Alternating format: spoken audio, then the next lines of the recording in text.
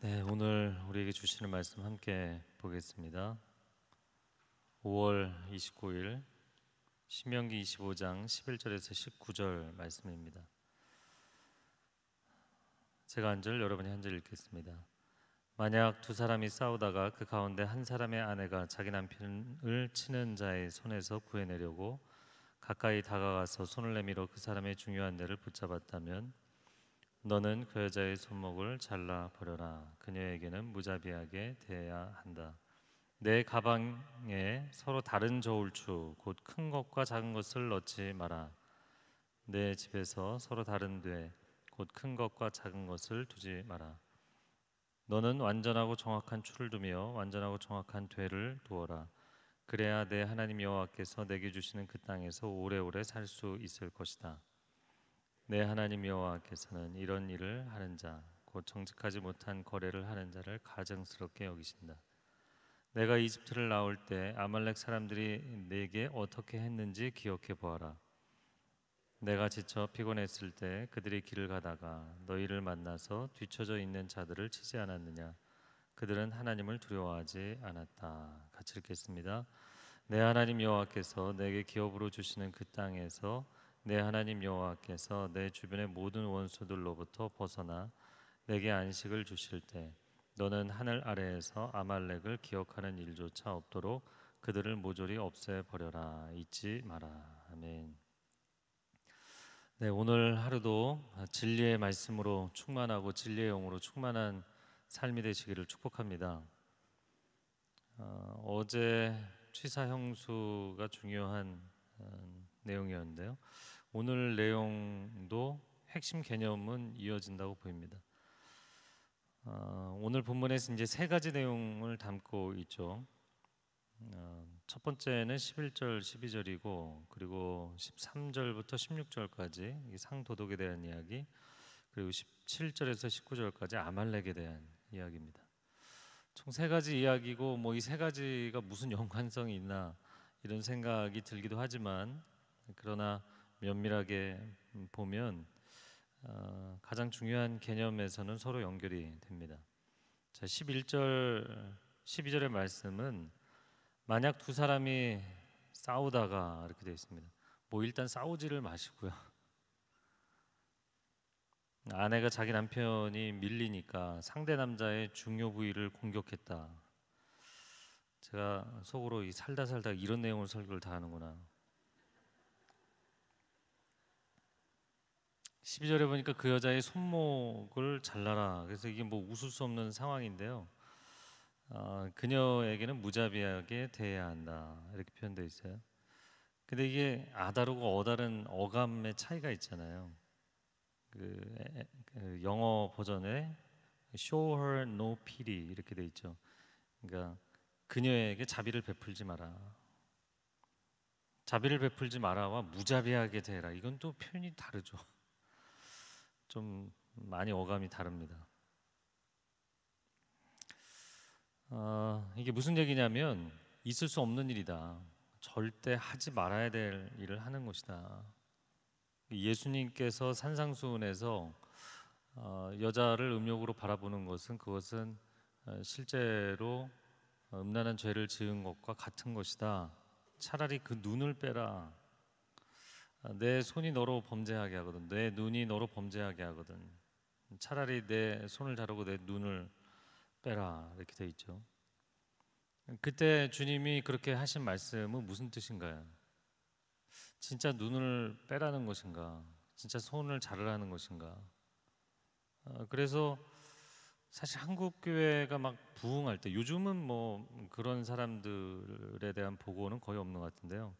그 말씀 가지고 굉장히 고민하다가 자기 손가락 자르고 이런 사람들이 있었어요. 그만큼 그 죄를 절대 짓지 말라는 말씀을 하는 겁니다.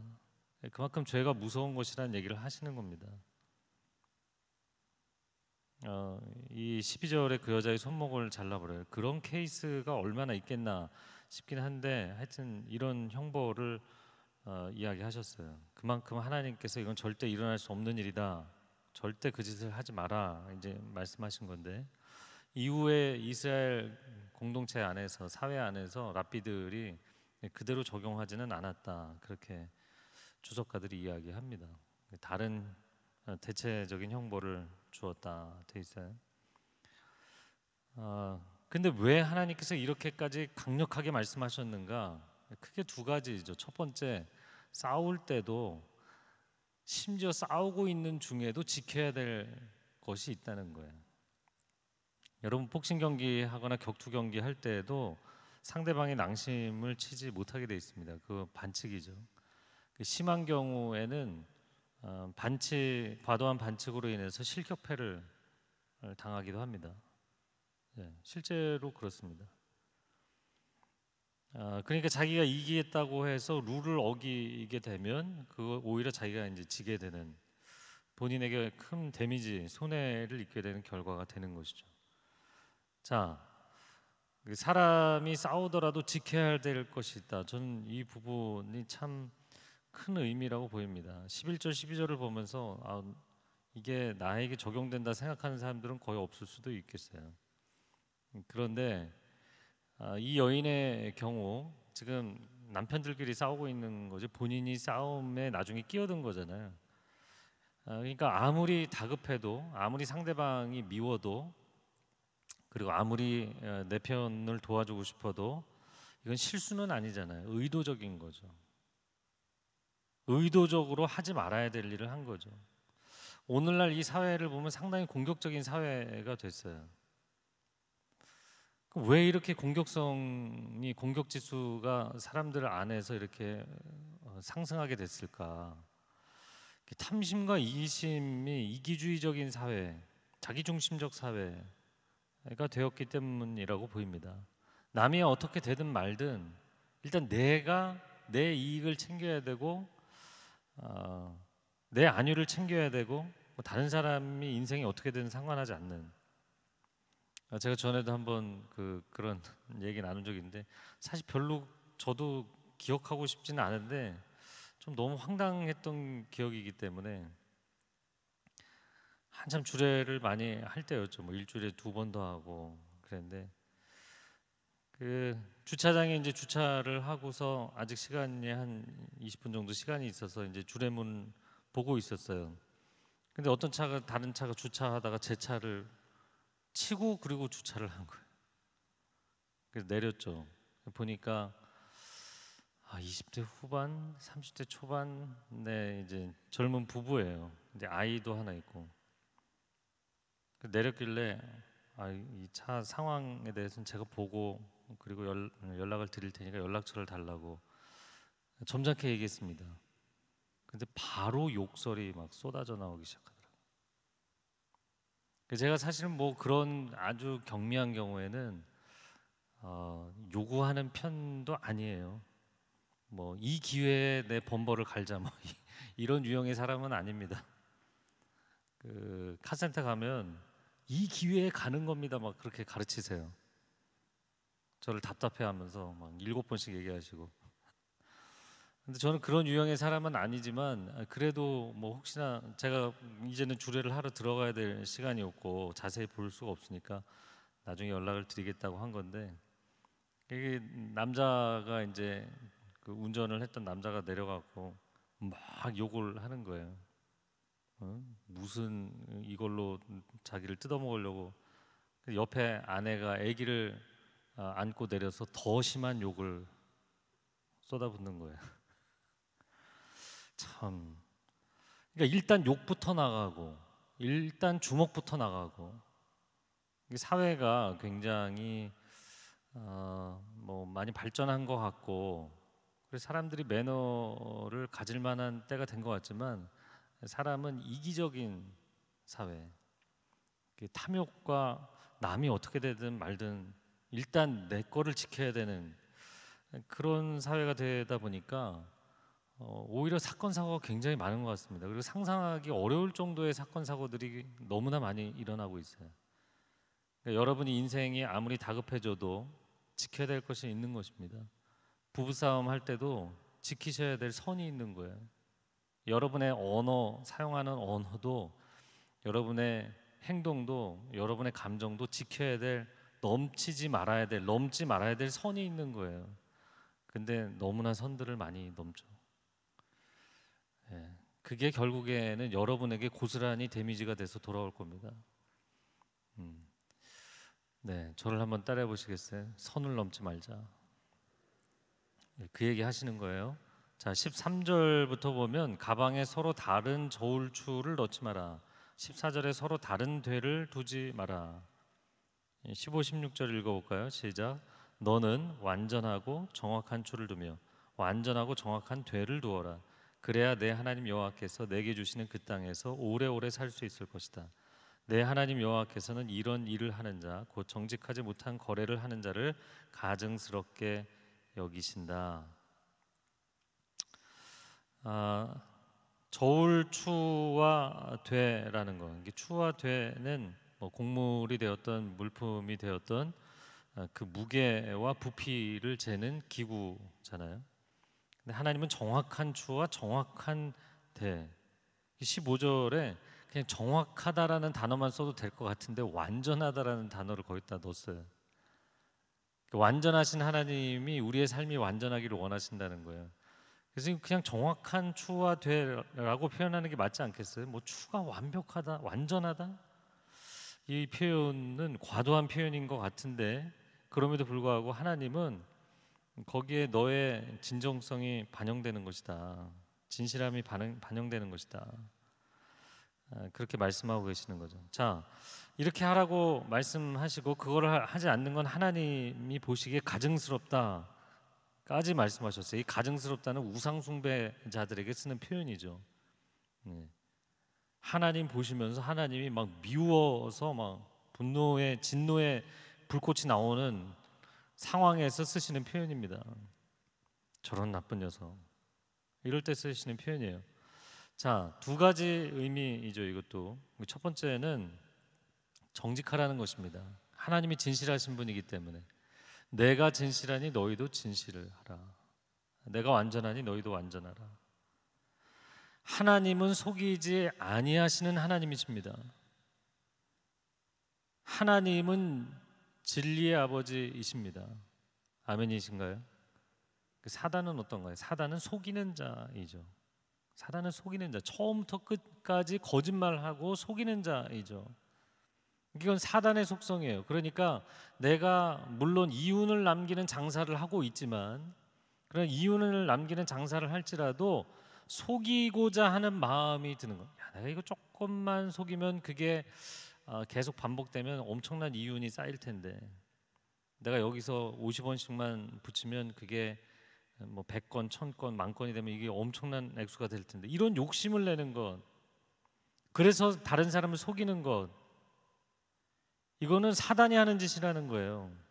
하나님은 절대 그런 마음을 주시지 않는다는 겁니다. 그래서 두 번째, 아무리 장사를 하고 내가 이익을 얻기 위해서 하는 일이지만 거기에도 지켜야 될 법이 있다는 거예요. 자, 첫 번째, 두 번째 내용이 연관성이 없을 것 같지만 그래도 싸울 때도 내가 돈을 벌 때도 지켜야 될 선이 있는 것이다. 보통 상도라고 이야기를 하죠. 제가 이거 딱 보고 떠오른 생각은 요즘은 뭐 별로 마음이 어렵지 않은데 음식점에 한 10여 년 전부터 그게 생긴 것 같아요. 밥 공기를 받았는데 밥을 먹다 보니까 이게 숟가락이 너무 빨리 바닥에 닿는 거예요. 아시죠? 공기 밑에를 눈속임이죠. 눈속임이에요. 저같이 이제 다이어트가 필요한 나이가 되면 이게 적정량 뭐 반만 먹든지 다 안 먹는 경우도 많이 생기니까 뭐 감사하죠. 저는 괜찮아요. 그러나 지금 너무 배고팠던 사람, 뭐 젊은 사람에게는 그게 쉬운 일이 아니죠. 옳은 일이 아니라고요. 근데 뭐 밥 공기뿐만 아니라 전골 냄비도 요즘 그런 거 많잖아요. 딸기 위에 켜는 멀쩡했는데 가져와서 보니까 아래 켜는 상해 있는. 여러분, 저울추가 거짓되면 기준 자체가 거짓된 거잖아요. 내가 살아가는 인생의 기준 자체가 가짜인 거잖아요. 하나님이 그것을 가증스럽게 여기신다. 자, 이것도 여러분이 뭐 상거래를 하는 쪽이 아니면, 여러분 상거래를 하시는 쪽이면 이거 반드시 지키셔야 되는 거고요. 그렇지 않다고 할지라도 대인 관계에서도 여러분 자신을 끊임없이 점검하셔야 됩니다. 사람들을 대할 때 내가 사람들에게 정말 정직하고 공정한가? 여러 가지 저울추를 갖고 있다가 조금 부담스러운 사람에게는 제대로 된 저울추를 사용하고 만만한 사람에게는 가짜 저울추를 사용하고 그러는 상인처럼 자녀들 중에서도 좀 더 어렵고 조심스럽고 또 내가 더 선호하고 편애하는 쪽에는 공정한 저울추를 사용하고 만만한 자녀에게는 제가 이 얘기를 하는 거는 하여튼 자녀들 중에서 그런 문제를 호소하는 경우들도 많아요. 애들이 어렸을 때는 못 느끼죠. 근데 나이가 들면은 그거 느낍니다. 그래서 여러분의 자녀들에게 다른 기준을 사용하는가, 여러분의 직원들에게 다른 기준을 사용하는가, 여러분의 공동체, 내 순원들에게, 목회자 같으면 성도들에게 같은 기준을 사용하는가, 다른 기준으로 대하는가. 네, 제가 대학 청년 사역할 때, 그리고 지금 뭐 성인 사역하면서도 그렇지만, 청년을 대할 때, 성도를 대할 때, 이 문제는 이런 이유 때문에 이렇게 정리가 된 겁니다. 이런 방향으로 결정한 겁니다. 그래서 교육자들하고 회의를 할 때와 성도들을 대할 때 얘기가 다르면 안 된다는 거를 청년 교육자들에게는 참 굉장히 많이 얘기했었던 것 같아요. 우리가 보통 뭐 밀실 회의다 이런 표현을 쓰는데 사실은 공동체와 조직이 커지면 리더들이 회의하는 내용하고 일반 주일날 우리가 광고하잖아요. 그 광고가 나오기까지 사실 굉장히 긴 회의가 있잖아요. 그런데 그 회의 내용을 뭐 다 설명할 수는 없습니다. 아무래도 내용 자체에는 그 뭐 가지수라든지 깊이라든지 그 범주는 똑같을 수는 없어요. 그것은 어쩔 수 없는 겁니다. 그러나 기본 내용은 똑같아야 되는 거죠. 그래서 언제 누구에게 이야기를 해도 같아야 되는 겁니다. 그래서 아주 애매하거나 어려운 주제의 경우에 저는 꼭 그렇게 얘기하거든요. 제가 얘기했다고 얘기하셔도 됩니다 라는 표현을 쓰거나 아니면 우리가 지금 여기서 얘기한 것을 사람들이 다 들어도 괜찮아야 됩니다. 여러분 회의한 내용이 밖에 공개되면은 부끄럽다. 이렇게 얘기할 수 없으니까 나가서는 저렇게 얘기하자. 다른 기준을 적용하는 리더들이 많이 있죠. 근데 그렇게 해도 사람의 마음 가운데 끊임없이 내 이익을 위해서 자기 변호를 위해서 거짓된 말을 하는 심리가 그런 욕구가 인간 안에 있잖아요. 우리 이제 뭐 서빙고 양재 온누리교회가 이제 서빙고 양재 캠퍼스 이렇게 있다 보니까 저 같은 경우는 이제 회의나 뭐 사역이나 일이 생기다 보면 서빙고 양재를 하루에 2번, 3번 왔다 갔다 할 때도 있어요. 그러면 이제 가끔가다 이제 모임에 늦기도 하고 그러죠. 그럴 때 지금 어디야? 그러면 다들 반포대교입니다. 그런다는 거예요. 제가 지금 정직에 대한 얘기를 하는 거예요. 차가 밀려서 교통량이 많아서 서울 교통량이 항상 많죠. 네. 그래서 그 말을 하고 싶지만 실제로 그런 상황이어서 오늘 유독 진짜 차가 많았습니다. 늘 다니는 구간이니까 사실 비교가 가능하거든요. 오늘 유독 진짜 차가 많네 그런 날들이 있어요. 그럼에도 불구하고 그 말을 하고 싶은 거를 참을 수 있어야죠. 죄송합니다. 제가 부조해서 늦었습니다. 그 얘기를 할 수 있어야 되는 거죠. 사람은 정직하기 위해서 훨씬 더 애를 쓰고 노력을 해야 되는 겁니다. 거짓된 기준을 자신에게 적용하고 다른 사람에게 적용하는 것을 끊임없이 자기 자신을 돌이켜 보아야 된다. 자, 17절 말씀 같이 읽어볼까요? 시작. 내가 이집트를 나올 때 아말렉 사람들이 내게 어떻게 했는지 기억해 보아라. 네, 그들이 출애굽했을 때 이스라엘 백성들의 지쳐 있는 사람들, 뒤처져 있는 사람들을 쳤다라는 거죠.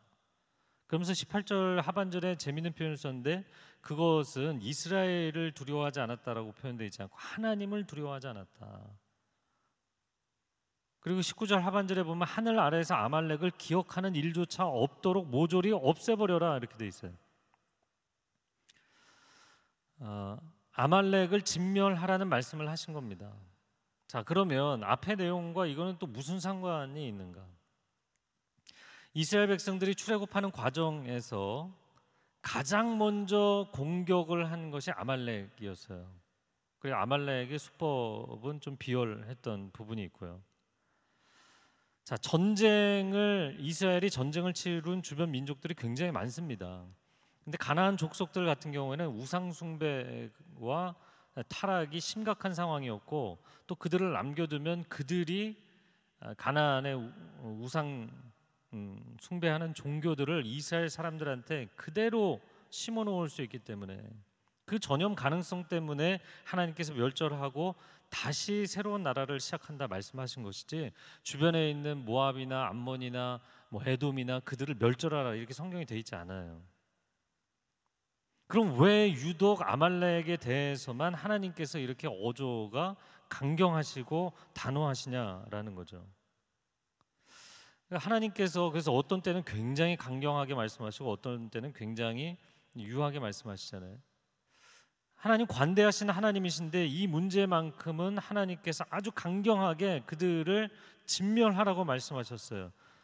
그것은 성경의 일관된 이야기 중에 하나인데 하나님의 구원 역사를 회방하는 것. 하나님이 절대 용납을 안 하십니다. 하나님의 구원 역사, 그 백성들이 430년을 종살이하며 남자아이가 태어나면 나일 강물에 던져서 죽이며 어마어마한 고통과 절망 가운데 있는 자들을 하나님이 건져내신 거잖아요. 그것도 10가지 재앙을 내리고 홍해를 가르시면서까지 하나님이 정말 하나님의 베스트 최선을 다하셔서 그들을 구원해내시는 사건인데 하나님이 구원하신 백성들 하나님의 구원 역사를 회방한 거예요. 신약적인 표현으로 얘기하면 성령 회방죄 같은 거예요. 성령님을 우리의 마음 가운데 주님이 나의 구원자가 되신다는 것을 감동하시고 깨닫게 해주시고 동의해서 따라가게 해주시는 분이잖아요. 근데 그 성령의 역사를 회방해서 구원 역사가 일어나지 못하도록 하는 것 하나님이 용서하시지 않는다. 자, 하나님의 구원 역사를 회방한다라는 것을 조금 다르게 표현하자면 이런 거예요. 하나님의 거룩한 백성들의 대를 끊어놓는 것, 생명을 끊는 것, 생명을 건지려고 하는데 그 생명이 끊어지도록 만드는 것, 생명줄이 끊어지게 하는 것, 이거 하나님이 용서하지 않으신다는 거예요. 자, 취사형수도 그렇고요. 오늘 첫 번째 내용도 그렇고요. 이것도 마찬가지입니다. 왜 아말렉에 대해서 이렇게 특별히 강경하신가? 하나님은 생명을 구원하시는 하나님이신 줄로 믿습니다. 하나님은 가정을 구원하시고 온 인류를 구원하시는 하나님이신 줄로 믿습니다. 우리가 인생을 살아가다 보면 하나님의 생명 역사, 구원의 역사 그 한가운데 조력자로 살아가야 되는데 그냥 그것을 관망만 하든지 관람객으로 살든지 아니면 회방꾼이 되든지 여러분 하나님께서 여러분의 가정에 회복을 일으키기를 원하시는 줄로 믿습니다. 근데 본인도 그걸 기도해요. 그런데 집에 가서는 본인은 막 선을 넘어서 막 화를 내고 분노를 쏟아놓고 갈등을 일으키고 그런 사람들이 가정에 교회 공동체 사회에 있나요 없나요? 근데 크리스찬들이 그걸 하잖아요. 절대로 하지 마셔야 됩니다. 절대로 하지 마셔야 돼요. 하나님 회복시켜 주세요. 우리 가정에 생명을 살리는 역사 일어나게 해주세요. 근데 내가 생명을 죽이는 일을 자꾸 해요. 하나님의 구원 역사를 내가 지금 가로막고 있는 경우가 얼마나 많습니까? 진짜 회개해야 될 일입니다. 하나님은 어떻게든 건져주시려고 하는데 그것을 막는단 말이죠. 그래서 광야 1세대가 차라리 우리가 애굽에서 죽었더라면 차라리 우리가 이 광야에서 죽었더라면 민수기에 보면 그 얘기 하잖아요. 가데스에서 하나님이 대노하셨어요. 자, 여러 가지 음식이 없다, 물이 없다, 너무 더워서 힘들다, 불평하는 거 다 하나님이 채워주시고 도와주시고 했지만 하나님이 놀라운 구원 역사를 통해서 그들을 출애굽시키신 거잖아요. 그들 건져내신 것은 약속의 땅에 들어가고 그 어려운 광야를 지나서 생명의 길로 인도하시려는 거잖아요. 근데 그 생명의 길을 우린 여기서 멈추겠다, 돌아가겠다. 그것은 본인들 이건 우리가 가는 길이니까 우리가 스스로 결정할 수 있는 거 아니냐. 하나님께 생명을 살려달라고 요구한 건 당신이잖아요. 근데 왜 당신이 당신 손으로 당신의 결정으로 가정에 생명을 살리지 못하게 만들고 왜 인간적인 분노를 쏟아놓고 왜 선을 넘고 왜 자녀에게 다른 기준을 적용하고 어떻게 보면 내 배우자에게도 세상 사람들에게는 다 예의를 지키고 세상 사람들에게는 다 은혜를 베풀어도 내 남편이기 때문에 왼수가 되고 내 아내이기 때문에 왼수가 되고 왜 그런 기준을 적용하시나요? 정말 살리기를 원하시나요? 하나님, 에스겔 47장의 환상처럼 에스겔 선지자가 성전에서 흘러나오는 생명수 그 한가운데 하나님의 생명의 통로 한가운데 서 있었던 것처럼 우리도 하나님의 생명을 회복하시고 살리시는 그 통로 한가운데 서게 하여 주시옵소서. 하나님께서 구원하시는 구원 역사를 회방하거나 관망하고만 있지 않게 하여 주시고 나를 통하여서 생명을 살리는 역사 일어나는 하루가 되게 하여 주옵소서. 주여 한번 외치고 통성으로 기도하겠습니다. 주여, 오 사랑하는 주님, 우리의 삶을 주님 앞에 구별하며 드리며 나아갑니다. 우리가 하나님 앞에 간구하며 은혜를 구하며 생명을 살려달라고, 우리 가정을 회복시켜달라고, 우리 부부의 관계를 회복시켜달라고, 자녀의 인생, 방황하는 자녀의 인생이 회복되게 해달라고 그렇게 하나님 앞에 기도하면서도 결국에는 그 자녀에게 분노를 쏟아놓고 내 배우자에게 분노를 쏟아놓고 가정의 생명의 역사가 일어나지 못하도록 내가 스스로 회방하는 일을 할 때가 얼마나 많습니까? 오 하나님, 하나님 앞에 회개하며 우리의 마음이 새로워지게 하여 주옵소서. 하나님, 정말 우리 가정이 회복되기를 원합니다. 내 마음에 소원하며 기도할 뿐만 아니라 하나님 그 회복의 역사를 이루는데 조력자가 되게 하여 주시고 하나님의 길을 따라가게 하여 주시고 하나님의 긍휼의 마음을 따라가게 하여 주시옵소서. 회복의 인생을 살게 하여 주시옵소서. 나를 통하여 하나님의 구원과 회복이 일어나게 하여 주옵소서. 오 하나님, 우리 가운데 어리석은 인간의 방법을 고집하지 않게 하여 주시고 겸손하게 하여 주시고 내려놓게 하여 주시고 하나님 앞에 회개해야 될 사람들, 방향을 돌이켜야 될 사람들 온전하게 돌이킬 수 있도록 주님 우리를 인도하여 주시고 만져 주시옵소서. 이 시간 기도할 때 다른 사람 신경 쓰지 마시고요. 정말 여러분 가운데 내가 하나님, 분명히 이스라엘 광야 1세대 사람들처럼 내가 하나님께 도와달라고, 내가 하나님께 건져달라고 이야기했지만 사실은 제가 중간에 방해하는 역할을 할 때가 참 많습니다. 제가 어리석었습니다. 제가 잘못했습니다. 하나님, 정말 우리 가정이 회복되기를 원합니다. 하나님, 정말 제 기업이 회복되기를 원합니다. 하나님, 정말 저희 순모임이, 저희 사역팀이, 저희 공동체가 회복되기를 원합니다.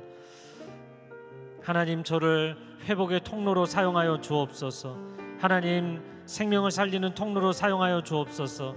그런 분들은 자리에서 일어나서 기도하시면 좋겠습니다. 기도할 때 여러분 두 손을 주님 앞에 올려드리고 간절하게 부르짖어 기도하십시오. 부르짖어 기도할 때 주께서 응답하실 것입니다. 두 손을 올려드리고 주여 삼창어 기도와 개인 기도하겠습니다. 주여, 주여,